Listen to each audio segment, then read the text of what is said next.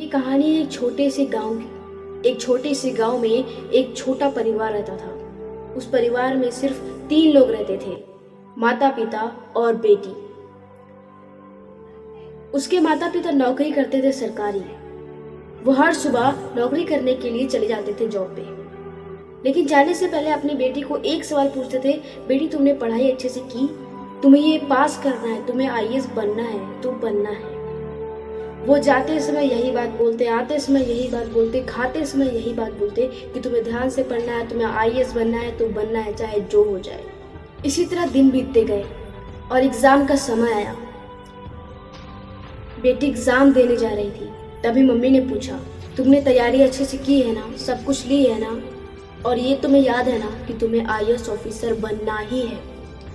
बेटे ने कहा, हाँ मैं हर कुछ ले ली हूँ और मैं आईएएस ऑफिसर बन जाऊंगी, आप टेंशन मत लो। एग्ज़ाम दी, एग्ज़ाम देने के बाद घर आई और सो गई।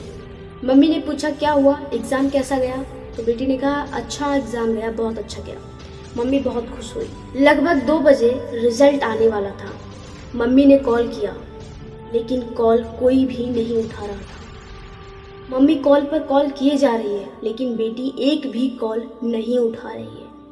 मम्मी परेशान हो गई और अपने पति के पास कॉल करती है कि सुनिए, अपनी बेटी कॉल नहीं उठा रही, पता नहीं क्या हुआ।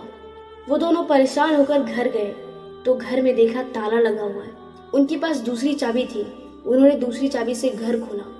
घर खोलकर देखा तो मोबाइल उसी जगह पे रखी हुई थी।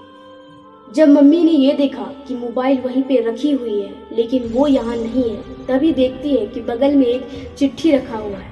जब मम्मी उस चिट्ठी को उठाती है और पढ़ती है तो वो रोने लगती है। उस चिट्ठी में लिखा हुआ था, मेरी प्यारी मम्मा, मैं आपसे बहुत प्यार करती हूँ, लेकिन आपने मुझसे एक बार भी मेरी हालत नहीं पूछी। जब मैं एग्ज़ाम से आई थी तो आपने ये पूछा कि मेरा एग्ज़ाम कैसा गया। आपने ये नहीं पूछा कि मैं कैसी हूँ, थक गई हूँ, ये ले, पानी पी ले, खाना खा ले, लेकिन आपने ये नहीं पूछा। आपने ये पूछा कि एग्ज़ाम कैसा गया।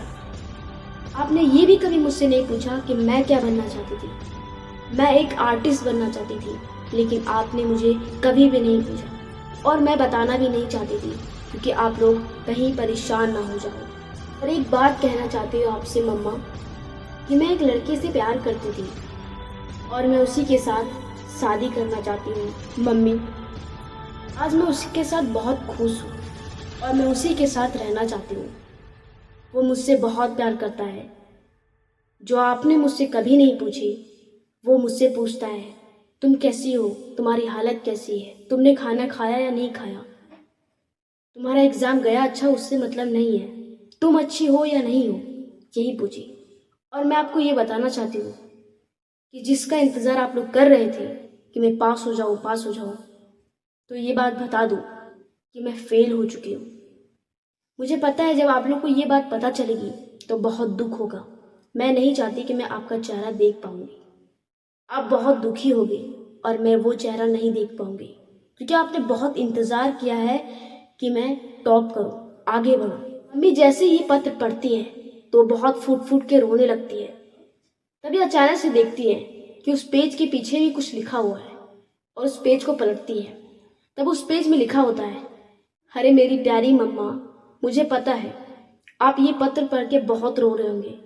अरे मैं मजाक कर रही थी, मैं आपका सपना पूरा कर चुकी हूँ, मैं आईएएस ऑफिसर बन चुकी हूँ। और हाँ, मैं बगल वाली आंटी के घर में हूँ। जब आप ये पत्र पढ़ लो तो मुझे आवाज़ दे देना, मैं आ जाऊँगी। जैसे मम्मी ये पत्र पढ़ती है बहुत ज़्यादा हंसने लगती है। कई सारी बेटियां ऐसी होती है जो बर्दाश्त नहीं कर पाती और कई सारी ऐसी होती है जो बर्दाश्त कर लेती है और गलत कदम उठा लेती है। तो आप ऐसा कोई काम ना करो। आप मम्मी को अपनी बात बताओ, शायद वो आपकी बात सुन सके या सुन ले। Thanks for watching.